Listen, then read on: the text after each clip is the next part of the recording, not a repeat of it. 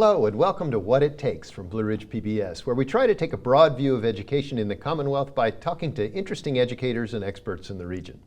In the last decade, the term STEM in education has gained broad acceptance and application. My guest is Douglas Pitzer, Director of Career Advancement in Advanced Technology for Commonwealth Learning Systems, and he heads up the STEM Plus program. Welcome, Douglas. Thank you so much for having me today. I'm so glad to have you here, and I've learned just a little bit about your organization, so this is great, because for me, everything's new to me on this topic. But before we get into the STEM Plus Lab and what Commonwealth Learning Systems is doing, talk to me a little bit about kind of your introduction to instructional technology as a young person. Okay, excellent. My introduction actually started in the Dominican Republic. During my time teaching abroad in the Dominican Republic, we found various cities, their education was heavily influenced by the accessibility and the resources that they had. During my time there, through some other collaborations and partnerships, I was able to get them some technological advancement and some other type of devices. And from there, we saw an extreme improvement or just increase in their education due to convenience and just having more advantages. Once I returned back to the United States in Roanoke, I realized I was honestly shocked at how similar it was to overseas with the disadvantages and the disparities in various areas. And I'm now a graduate student at Virginia Tech. Through my resources and just the people that I met at Virginia Tech, it allowed me to realize just how much we needed it, honestly, in this immediate area. Sure. I mean, here we are in a developed society, but the digital divide is real. Correct. As you know, we cover a wide area here at Blue Ridge PBS, and it's always interesting to travel and to see, there are places not very far from where we're sitting right now where students lack a lot of access. How does what you're interested in doing now through your graduate program and also through your work at the STEM Plus Lab, how do you think that's addressing that digital divide? I think when we talk about just the age of information that we're in right now, information which comes through digital outlets and just digital means is everything. As we think about these future careers that are coming about, it is imperative that the students have the technological literacy and the knowledge needed to be able to work in these fields. So I've realized just through my current position right now working in STEM that a lot of things that we're teaching these kids are aligning with careers that haven't even really been created as of yet. So we're honestly preparing kids for the future, and that's what STEM is. Sure, and I mentioned STEM in the opening, and we've now said the acronym a couple times. Correct. Let's talk about what it is. First of all, and how it's finding a place in schools and in the lives of kids. I think one of the most interesting things about STEM, what we call STEM Plus, is its flexibility. For example, some areas are using what's called STREAM, and they've added an A, which can be art. So what is the STEM, the original? So let's take it to back for our viewers who are to the basis. Maybe on the other side of that digital divide. What does it mean? So STEM in itself is an acronym for science, technology, engineering, and math. At one point, those areas were more so separate fields, but we're now realizing that as technology is starting to become more advanced and we're starting to move more into this digital age, it's actually all one and the same. So we're trying to encompass all of those areas of science, technology, engineering, and math into one curriculum. Sure. Okay. So now we've established STEM. Now let's talk about the STEM Plus, STEAM, and all those other things. So do you think that STEM, because people keep adding letters to STEM to make it mean something else, do you think that the original definition was maybe too narrow? And how are we kind of trying to broaden it out a little bit? So the way that I look at it is for various areas, there's various demands. There's various things that they need. So STEM being so flexible, it has an advantage of being able to be more so specified for what the demands are for that area. The reason that we added STEM Plus is because we work with Virginia Tech students as well as graduate professors and organizations within the community. That gives us a wide range of how we want to teach the STEM and various career fields that are STEM related. The reason that we put plus is because, for example, some fields such as health, they now are heavily influenced by STEM. In the past, we had people that would actually work by hands. Now it's more so going towards computers and other outlets for benefiting society and just benefiting health. And so we're providing people with the tools to operate these equipment, or just these, the equipment for these various fields. Sure. So that connection with tech is probably really important. And I've been to like the cave and the virtual reality and augmented reality labs they have at Tech, but they tend to stay on campus because they don't transport very well. Correct. So what's the university's role in what you're doing? So we actually established through a collaboration, it was Virginia Tech students, Virginia Tech professors, as well as some individuals from VCU. Okay. We were established actually at the end of 2019 when COVID was coming about. Everyone was trying to figure out what is this going to look like for the future. We kind of came together prior and jumped on that. How do we make this adaptable and how do we make this more convenient for the students that are being most affected by COVID? Right, and I know that there have always been like the high-end stuff that goes on at the university doesn't always trickle down into the classroom. Let's now talk about your center, the STEM Plus Center. It's at the Higher Ed Center here in Roanoke, correct? Correct. And what goes on there on any given day?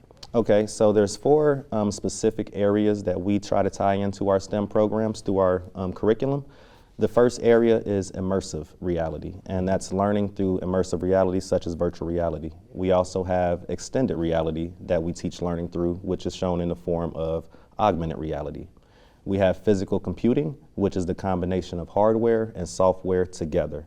And then last, what I feel is honestly one of the most important areas is coding. And we've found some ways that the kids actually enjoy learning to code without necessarily realizing that they're coding.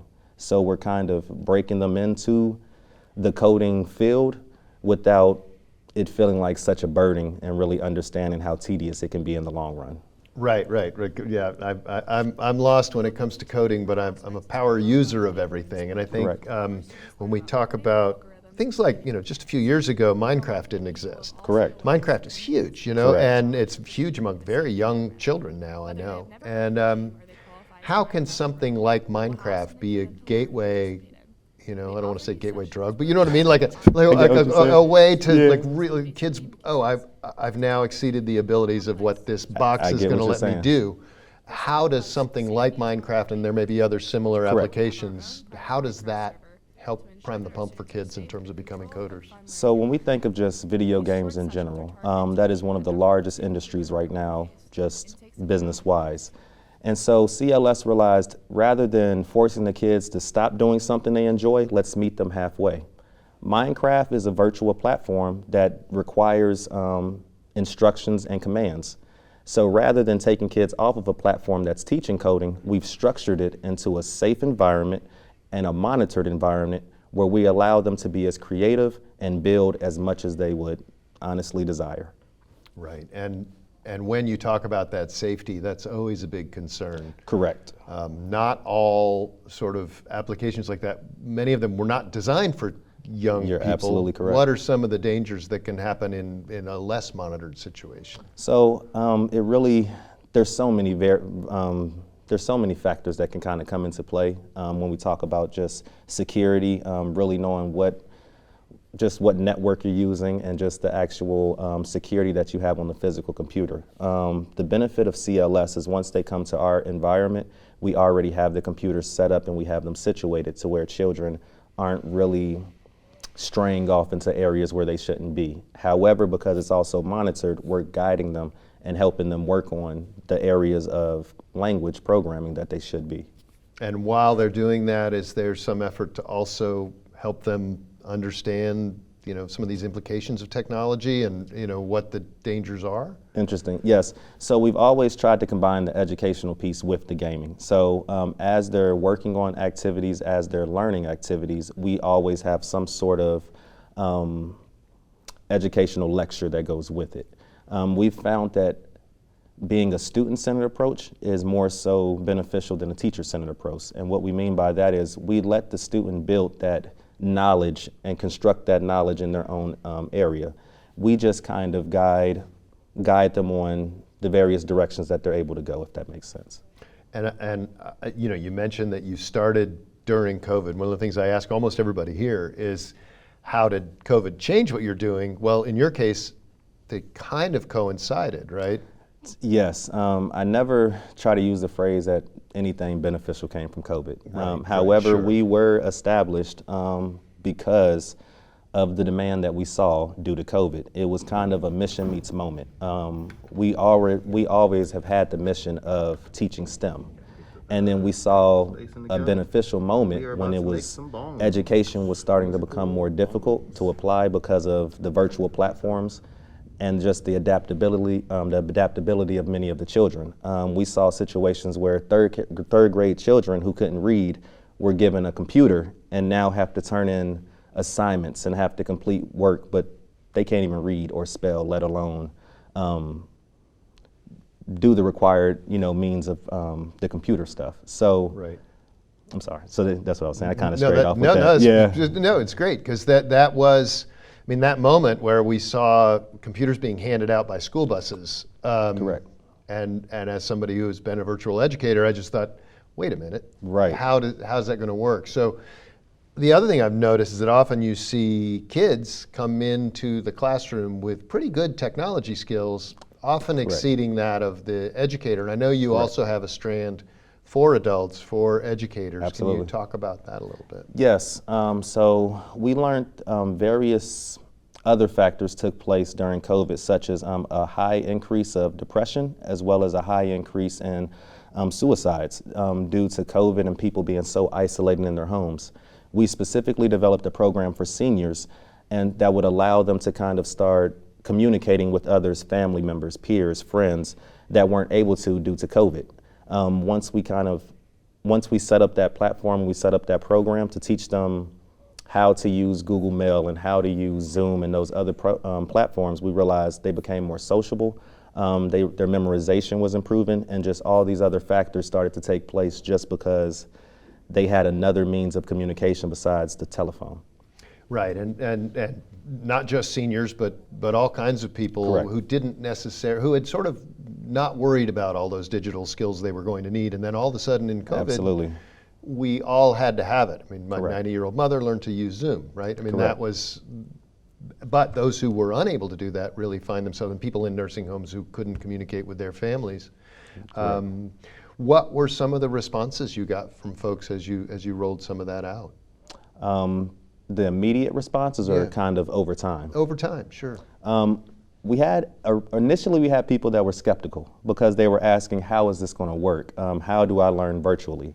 And through our hybrid learning platform and through our methods, it was interesting seeing just that kind of step-by-step method. Day by day they were learning to do something else, and day by day you saw spirits rise, you saw they became more curious, started asking more questions. They started working on things themselves and trying to figure things out themselves. One of the best stories I can think of is an individual who now works in IT, but originally he actually lost his job due to COVID, and he was struggling trying to figure out, how am I going to work now? I don't know computers, I don't know anything, and we got him to a technical standpoint to where at least he could apply for a job and work remotely from home, and now he's very appreciative. It's an amazing story that we love to share. One of the things you talked about with that sort of Melrose Rugby neighborhood, and those who aren't familiar with that and with the geography of Roanoke, because we do Right. go beyond that, it is a section of town very close to the city core, really, and Correct. Traditionally has been a home to many Black Americans. Absolutely. And broadband may go by their house, Right. So often, sometimes they talk about the last mile, which is running the cable from, that internet hub to, a neighborhood. But you're actually talking about, things that are going right by people's houses, or if they Correct. have cable television, they have access to it. But it's even like that last few feet, right? Correct. Just in the living room, is there a Correct. computer, something that they can use? Correct. I know this isn't your area of expertise, but what do you think is a good solution to that? I mean, should we be providing equipment or making it available really easy to these folks? Excellent question. Accessibility and equity is always like two main things. Equity in that area is it's a large situation just because of the history of that area. Sure. So that's no turnaround fixed Right. kind of in a day. However, accessibility is what CLS has specifically tried to provide. We put our location at the Higher Education Center, which is right in the core of Melrose. So what we do with that is the individuals that are interested in our services, they don't have to worry about bus transportation, Sure. which has always been an issue within our community. They can walk directly to the center, and then we have services for if they need to get back as well. And I can imagine that the people who've taken advantage of that and actually do walk through those doors, probably Correct. their first time ever being in the higher ed center. You How are are you promoting absolutely- what you're doing to those folks? To be honest, word of mouth within our community has done more promotion than I ever could. The kids are actually going out and trying to teach their parents things that they're learning at the center, and it's just leading to a ripple effect. The community's buy-in at such a fast rate is honestly extremely shocking. great. But I'm thankful that the community does understand the need for STEM, and so they've kind of been spreading it on their own. Our main situation is just adapting and keeping up with everything that's going on with COVID. Right. Now, looking at some of your materials on your website, which we'll talk to, and we'll share that with folks when the time comes to make sure that people can find access to this stuff. Some of the work with virtual classrooms is taking it way beyond what's available just in Zoom or in Canvas, Correct. which is the learning management system that most school systems around here use. Mm-hmm. Talk about how improving that sort of virtual environment within those learning systems for students makes them feel a little more connected than just sitting there and watching the screen all the time. Got you. One of my favorite stories that I like to tell kind of is just kind of paint a picture of it. We had a student and she was studying dinosaurs. So we put her in a virtual reality environment. And she was walking around the virtual reality. We had it connected to the monitor, and you see the young girl looking up, and she's saying, "Oh my God, I never realized dinosaurs were so big."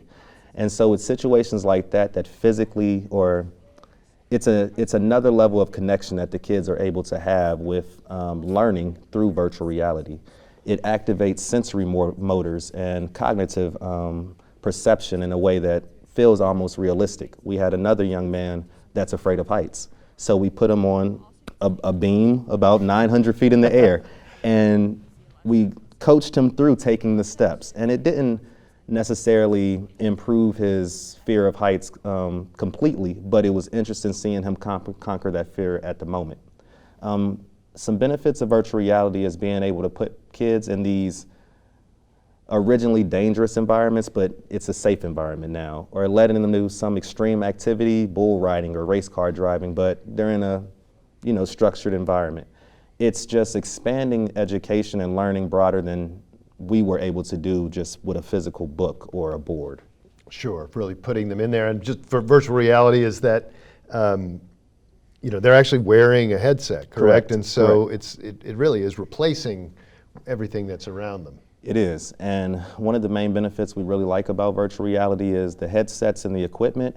As time is starting to progress, the price is going down. So our goal is for it to hopefully be to a price where all kids can have them in their household, and then that would completely change what even a classroom looks like, which is some of the things CLS is working on right now. Yeah, that's great, because that has been a barrier traditionally. Even if there's a cardboard box that you can fit a phone into, you still have to have a phone, right? So, that's correct. So bringing that down to a level that people can access it is really important. I want to talk a little bit about equity and access, not from the equipment standpoint, but you've addressed it a little bit. Programming is dominated. It's still really dominated by men. Correct. And white people. Correct. There certainly has been a big growth as the high-tech companies, seek out people of color and women to be a part of this. We could talk about how you fix that, but more importantly, why is that important, do you think, that there is diversity in programming? Excellent. Representation is always important when we think about any field. Any child that wants to grow up and be some career, they see the career physically. And we believe representation for the African Americans, for females, for women is very important, so people can, the children can see what they want to be. CLS is specifically at the moment trying to train women as well as minorities so they can be educators in their direct community, and the children can actually physically see representation of what it would look like being in that field. Yeah, I think it's so important. You even talk about just the presence of teachers of color. Correct. Right? And you were in a school, you taught school Correct. for a while. Correct. I know sometimes as someone who left classroom teaching, sometimes I feel a little guilt about that. Talk about how what you're doing now is, do you feel like what you're doing now is having a bigger impact than it might have just being a classroom teacher? Amazing question. So I've been a college professor, a high school teacher, a middle school teacher, and an elementary teacher, as well as I've done virtual learning. You don't seem old enough to have done all those things, but congratulations. Thank you. It's definitely been a journey. And I've realized through each one of those, I've picked up some skills that I've added, or just some tools that I add to my toolbox. Mm-hmm. And so I've kind of used that toolbox to help create the CLS. So it's been encouraging being able to encompass all of the things that I necessarily wasn't able to do, because you still have standards and you have demands that you have to meet. Absolutely. As a teacher. Having that freedom to actually hone in on the specific areas that we wanted to teach in CLS, I believe has been extremely beneficial for the whole wraparound education of a child. So now they're able to learn those fundamental core skills in school. When they get out of school, they can come to STEM Plus, CLS, and they can gain the STEM, which also helps with math, which also helps with reading, because it's all encompassing. So our goal is more so for it to be a wraparound where we're working together with the schools versus this choice or that choice, per se. And we've got not that much time left, but as you talk about that, so CLS is doing great work here in Roanoke with the STEM Plus Lab. How do you see that expanding out, being able to touch more people nationally, internationally? So excellent. The same structure that we've used to partner with VCU, Virginia Tech, and I didn't mean to say partner, but to work with these other places. We're using that same platform to expand out. People are starting to reach out to us and ask, how can we use this curriculum, or how can we take basically the model that you're using and use it in our center or our area, our location. CLS is all about collaboration and working with the other people. We are more than willing to share our curriculums. We're more than willing to provide everything that we've built up until this point to anyone that's interested. So I just tell people to reach out, stemplus.net, and we are more than willing to help this grow as far as it needs to. Great, and we'll put that web address on the screen so that people can, find it. We've got that technology. I guess just as we wrap up, last thoughts. How can people find out more? What do you invite people to STEM to come to your lab? So for more information, we do have each month we have a showcasing, which is when people can come to an open house and we show exactly what our areas of education looks like. And then they can also visit us at stemplus.net to visit our website, fill out more information. And those are really the main two ways. Yeah, I feel like we could talk for a lot longer than we've had time to talk today. Absolutely. But I really thank you for coming into Thank the you so studio, much as well. and hopefully we'll have you back again great. to talk as things change. As we close the program, I'd like to thank Douglas Pitzer, Director of Career Advancement and Advanced Technology at the STEM Plus Lab at the Higher Ed Center here in Roanoke. For What It Takes, I'm Tom Landon.